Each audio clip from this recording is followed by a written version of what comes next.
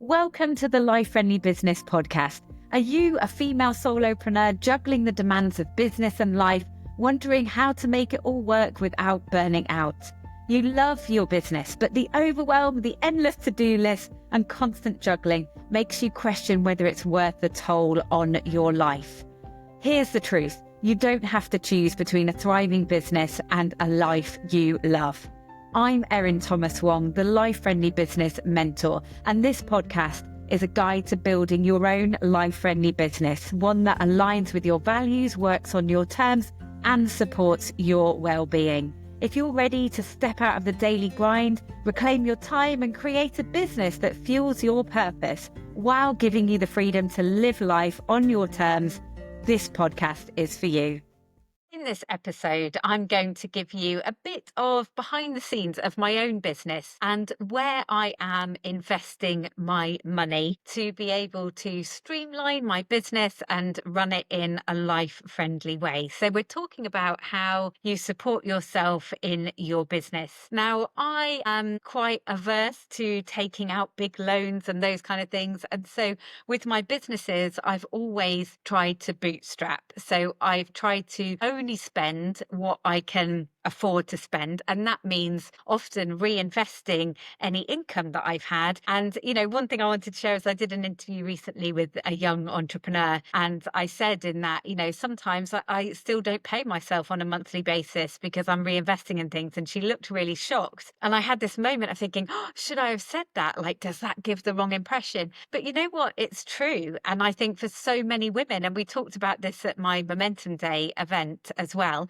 if you're not taking out big loans to be able to run your business, you probably are reinvesting any money that you're making, and you may well be investing family savings into it as well. So that's the approach that I've always taken. I've always bootstrapped. I've reinvested money that I've earned as well, so that I can afford to do the things that I want to do in order to grow my business. But I thought I would just go through the different things that I spend money on a monthly basis, because it might be interesting to you.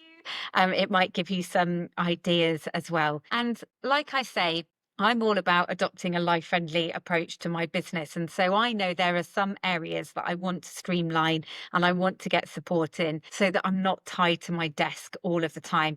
But I'm also very aware that there are some things that only I can do in my business. So it's really about finding that balance for yourself. So these are in no particular order, but these are the different things that I spend money on. So number one, coffee. This isn't a joke. This is genuinely an expense in my business. So I work from home. I don't pay for co-working space or anything like that.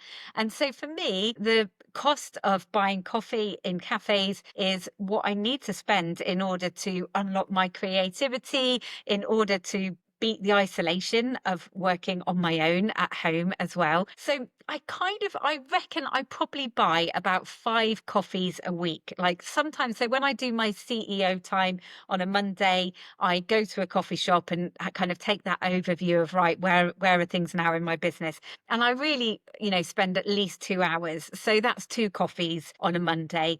And then if I'm doing mentoring sessions in person, we meet in coffee shops as well. So I might be buying coffee then. And then every now and then I might just go to a cafe to work to kind of break up the day and buy a coffee then. So I've kind of worked that out to be around 80 to 90 pounds a month is spent on coffee. And to be honest, I think that's one of the best amounts of money that I spend in my business, because being able to just get up with my laptop and leave the house really, really helps me to be more creative, be more productive, not have the distractions of being at home as well. So coffee. The second thing is Kajabi. So that's what I use to power my online business. That is the website software. It's an all-in-one platform. So that includes my email marketing as well, my funnels, all these different kind of things like my CRM. It's all there in Kajabi. And I pay annually, but monthly it works out at about £150 a month. And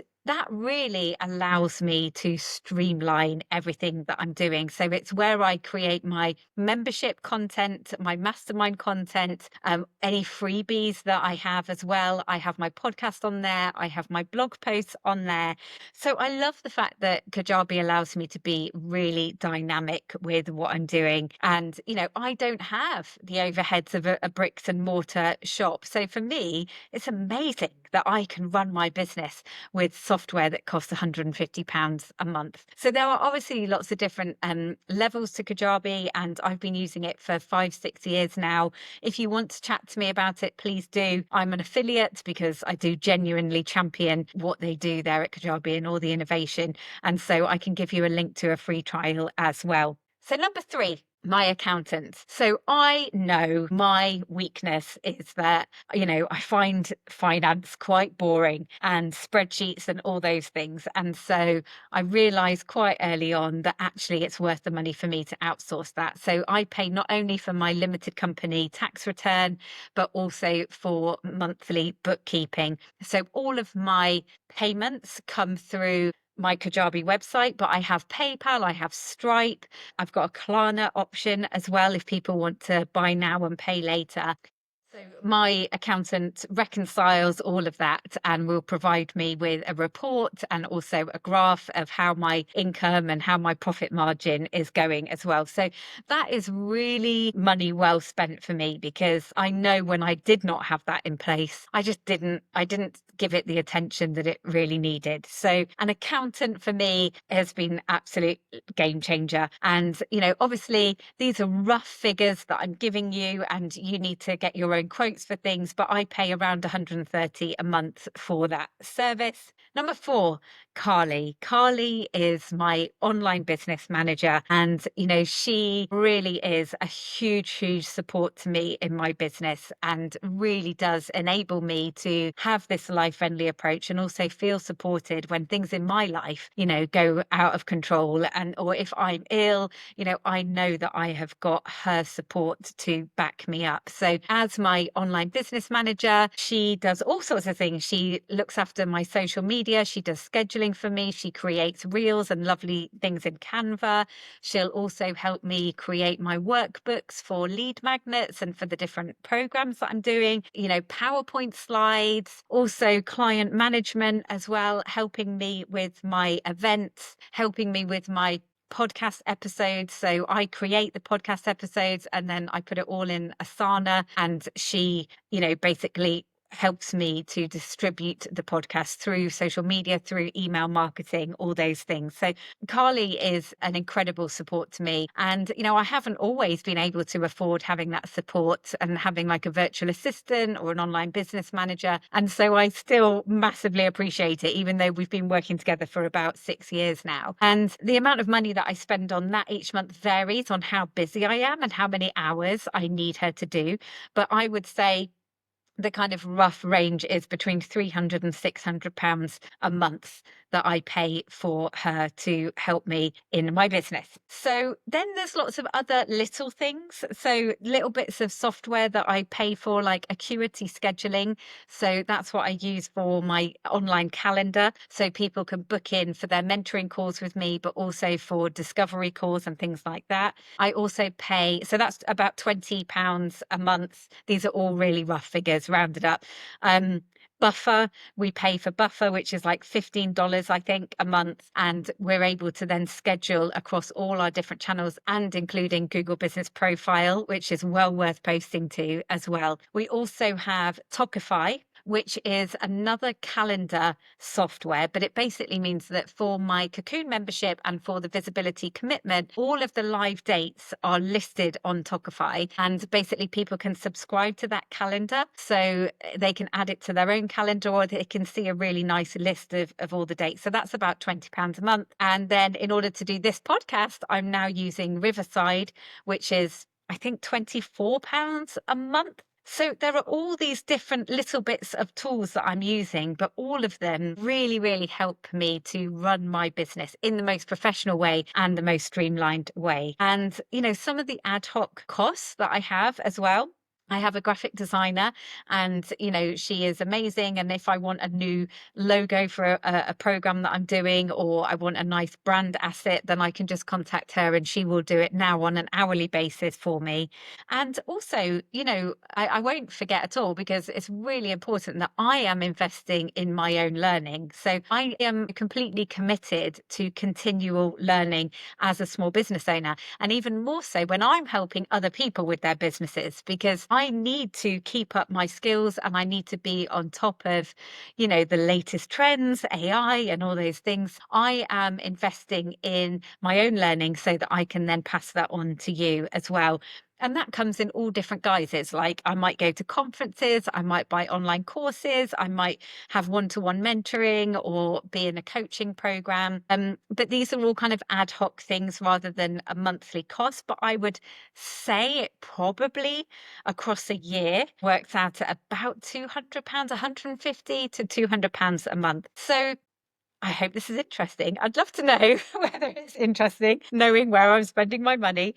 But, one thing I would say actually, and I forgot to say when I was talking about the online payments and taking payments through PayPal and Stripe, is, quite a lot of the time conversations that come up in the membership are around, how can I avoid those costs? How can I avoid payment processing fees? And the truth is, you don't need to avoid them. You need to, factor for them in the pricing, because all of these things are the costs of me running my business. So when I'm thinking about how I'm going to price things, I've got to be thinking about these monthly costs. These monthly costs come to, I would say, roughly between 1,000 and 1,200 a month. That's how much it costs me to run this business. Now, I could definitely lower that by a few £100s in a month if I needed to, if things are tight, or if I need to reinvest some of that money. But I would say roughly, I need to allocate £1,000 for cost each month. And that might feel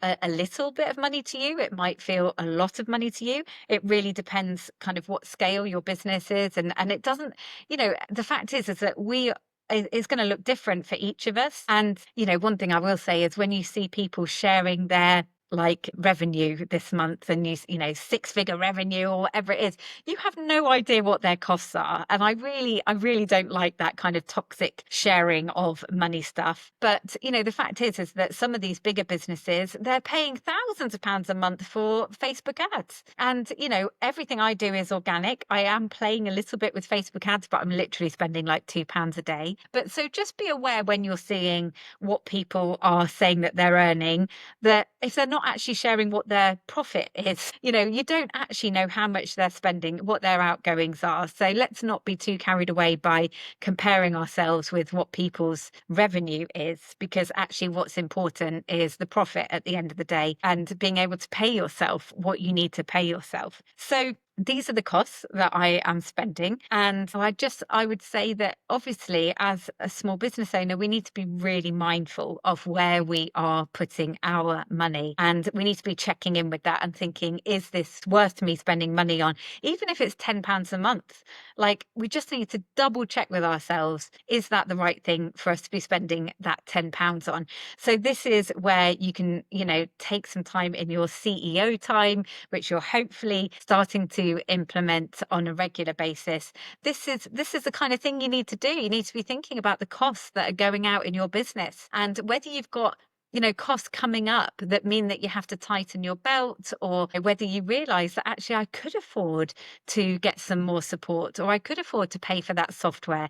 We need to be thinking as well about how, investing in something will free up time for us so that we can go and spend more time with clients, selling, marketing, and what that means in terms of income for our businesses. So, for example, when people talk to me about outsourcing to a virtual assistant, well, I'd always say to them, when you're thinking about how much money you can afford to spend, think about the fact that if you're paying someone £30 an hour to do the kind of tasks that are taking you so much time, and actually with that extra hour that you've gained, you could be charging £100 for a call, then obviously it makes sense for you to outsource those tasks so that you can then be earning more money from having that extra hour. So have a think about it in those terms. But like I say, I'm not the kind of person, I'm not going to be pushing you to be spending outside of your means. And I know that this is a very female trait. And when you look at the barriers to female entrepreneurship,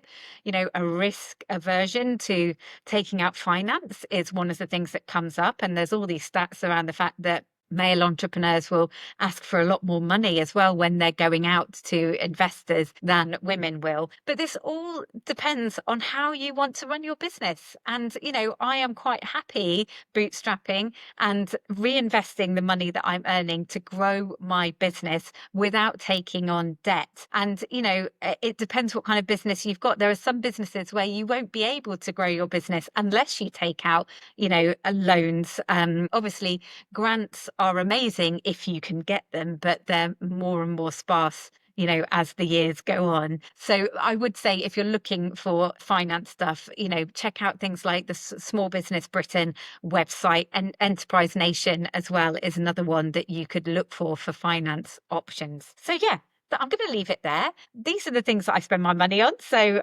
coffee, Kajabi, my accountant, my lovely online business manager, and then all these little bits of software that help me really run a smooth ship and allow me to run my business in a life-friendly way. And, if you're not leveraging technology at the moment, then really take a look at what you could be doing, because you could be saving yourself hours of time, which free you up to do other things that you enjoy doing more. Do let me know if this was helpful, and please get in touch as well if you would like me to cover something in particular on the podcast. I really love hearing from you. I'd love you to reach out to me on social media at LifeFriendlyBiz, or drop me an email at erin@lifefriendlybusiness.com. And you can visit the website lifefriendlybusiness.com to find out about the different ways that you can work with me as well. I'll see you next time.